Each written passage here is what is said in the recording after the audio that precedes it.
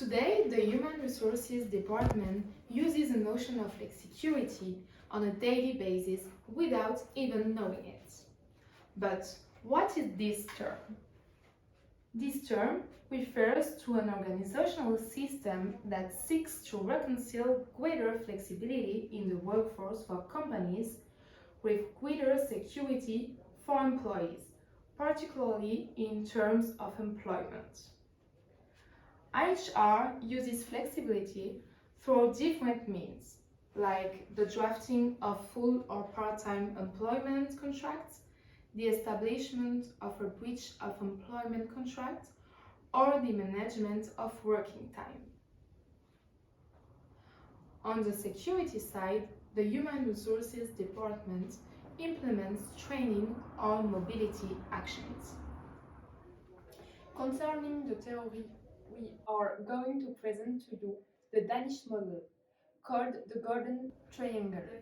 The FLEXICURITY model, first implemented in Denmark in the 19th, is a combination of easy hiring and firing, providing flexibility for employers, and high benefits for the unemployed, providing security for the employee. This must be compiled with training to increase job mobility. Perceived as a new way of viewing flexibility, FLEXICURITY aims to provide employees and companies with the ability to better adapt to insecurities associated with global markets. Let's focus on the Golden Triangle. It clearly shows the relationships between the different components of flexicurity. As you can see, the implementation of HR policies that take into account flexicurity allows to act on the flexibility of working conditions. This flexibility must be balanced with social security measures. These systems guide and motivate the HR policies that implement. Denmark, ahead of its Scandinavian neighbors, is the pioneer country in the flexicurity of its social model. At the end of 19th, Denmark favored a strong and protective social model, but with counterparts. A light and flexible labor law allowing companies to develop rapidly by responding to market criteria. An obligation for unemployed employees to actively look for a job according to the prescriptions of the labor agency. No question of going on vacation or taking advantage of the social model. During his visit to Denmark, Macron said he wanted to move closer to the Danish model to reform the French social and labor model. The European Commission has been promoting the concept of flexicurity, the need for security of employment to balance flexibility in the labour market is reflected in European social dialogue. In 2007, the European Parliament adopted a resolution called the Common Principles of Flexicurity. In 2008, the European Commission underlined the commitment to flexicurity by announcing the setting up of a European mission for flexicurity. It's through the work of European mission that national policies will emerge. Today, the Commission work is not yet complete as more work is needed to determine the benefits and limits of flexicurity. The European directives are the results of a long process carried out by European commissioners, parliamentarians, social relations specialists, organizations from the various member countries, and the social partners.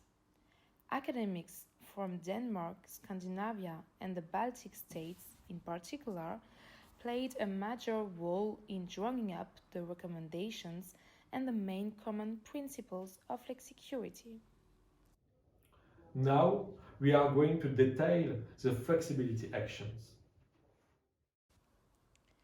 It's not uncommon to hear a company director or even a human resources manager complain about the cumbersome nature of French law and the problems related to working hours. the 35-hour week. Dismissal procedures are also very complex. It's difficult to separate from a failing employee. The French Labour Code is one of the richest. This is why, in a context of flexicurity of the French social model, the latest reforms have removed several obstacles to development and hiring. The Human Resource Department regularly uses the opportunities offered by the law. Flexibility begins with the construction of the employment contracts. To improve performance, the HR department can use part-time contracts or fixed-term contracts. The use of fixed-term contracts is interesting. It allows the employer to break or renew a contract by mutual agreement and to acquire new skills more easily in line with current needs. However, the use of fixed-term contracts is still regulated by law. For example, with the Macron ordinances, new concepts of flexible contracts are appearing, such as the CDI de mission in French. Furthermore, it is in the employer's interest to be able to easily separate from his employees in order to cope with the vagaries of the market in order to safeguard employment. The dismissal procedures must be facilitated, and the employer must know in advance the cost of a dismissal without real and serious cause. The use of part-time work is developing in response to daily fluctuation in activity. This is why part-time work is used in the hotel and restaurant industry and generally in personal services. The objective is to have an additional level of flexibility in order to never be short of manpower, without paying for inactive manpower. For the company, this brings great flexibility because it allows them to reduce the volume of activity without resorting to layoff. To meet flexibility requirements, the company can also manage individual and collective working time. The HR department makes working time more flexible through various means. For example, the annualization of working time allows the organization of working time over a defined period and makes it possible to adapt the workload. This annualization must be defined by an agreement. So, automotive manufacturing is a highly cyclical activity dependent on order books. Consequently, it's important for the company to be able to have an employee during production peaks, approximately 40 hours per week. It is also important to be able to let him or her go about his or her business during production slumps, approximately 30 hours per week. The application of flex time allows employees to manage their working hours independently. Employers have many advantages in developing flex time. This includes the improvement of the employee's mental health and increasing a commitment. This allows the company to reduce absenteeism and improve its productivity. I work at the Cruise of Strasbourg. There, we have the possibility to manage our own working hours. In the morning, we can arrive between 8 and 9 a.m. Then, we are free to determine our break time between 11 a.m. and 2 p.m. In the evening, we can leave work at 4 p.m. This satisfies everyone and allows us to organize ourselves easily. For example, if you have children to take to or pick up from school, it makes really a difference. Then we are going to talk about security actions. Investing in flexicurity in companies requires the development of several levers in terms of employability. The HR strategic planning and the continuous training throughout the employee's career, anticipating the needs and jobs of tomorrow in the company and in its economic area is essential to have a workforce that is always trained and competent. It's also a real lever for building employee loyalty within the company. The Human Resources Department implements measures to maintain the employability of its employees within the company and on the job market. The HR strategic planning anticipates future development and secures the career paths of employees. Strategic workforce planning has several advantages. It allows the company to identify the new skill to be acquired, as well as the profiles to be trained or recruited. To meet this challenge, it uses different tools, such as the age of pyramid or the job mating, which allow it to conduct a precise analysis of these future needs. In France, it's mandatory to implement a strategic workforce planning in all the companies who have more than 300 employees. The professional mobility of tomorrow is a challenge of today. Professional training is a priority for companies wishing to develop their activity. The HR department can aim to recruit apprentices in many areas, support functions as management, communication, or human resources, but also in the operational field. The work-study program allows the apprentice to integrate into the job market and the company to meet its recruitment needs. Currently, I am an apprentice at the ADECO agency. This contract has advantages for both parties. It offers the possibility for my employer to replace my colleague who is absent due to maternity leave, and it allows me to have a first experience while following training. In France, the youth contract have been set up for young people who have difficulty joining a company. It consists of an intensive accompaniment towards employment or an apprenticeship contract associated with financial aid.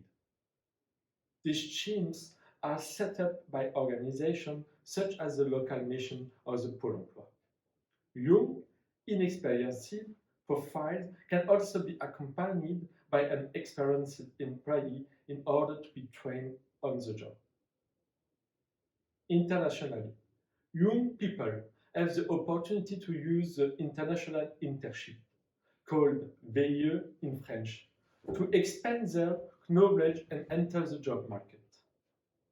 Each year, this program allows more than 10,000 young people to work abroad. Flexicurity only works if we respect the essential balance between measures that promote employment flexibility and others that allow employees to be secure in their careers. For the trade unionist Laurent Berger of the CFDT, the ambition of flexicurity is to ensure that the need for flexibility for some does not rely on the excessive privatization of others. Indeed, the major risk is to make flexibility mainly rely on the already precarious public, such as young people. As future HR, we believe that flexicurity has its limits. When there is an imbalance between flexibility and security actions, flexicurity becomes a danger. Indeed, facilitating flexibility actions turns the employee into a real self-entrepreneur. This is when we talk about the Uberization of companies. Uberization replaces the employment relationship with a commercial relationship between a customer and a service provider to perform the same task. However, the development of outsourcing can be interpreted as a desire to emancipate oneself from the subordination imposed by a contractual work relationship. The employee becomes self-employed either by choice, by gaining a certain freedom in the organization of his. In this case, the advantage is with the company. Indeed, It will always be able to negotiate the price of the service downwards.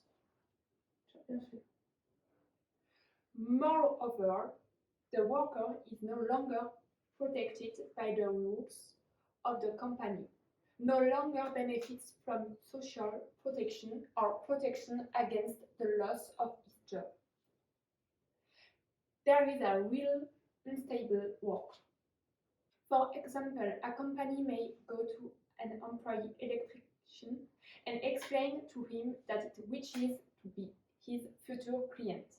This indirectly implies that he has to open his own company and face new problems such as the precariousness of employment or the payment of social charge.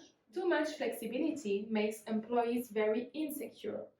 Young people are the first victims of excessive flexibility. Too often, young people are in precarious employment and are the first to suffer from economic shocks. During the health crisis of 2020 and the brutality of confinement, young people lost their student jobs very quickly and found themselves without the possibility of paying their rent or their food. The state, which provides very little protection to young people, had to offer meals at €1, for example. I'm a student at the Law University in Strasbourg, and I work to pay my rent and my groceries. My university grant is not enough to pay my monthly expenses. During the first lockdown, I directly lost my job in a restaurant.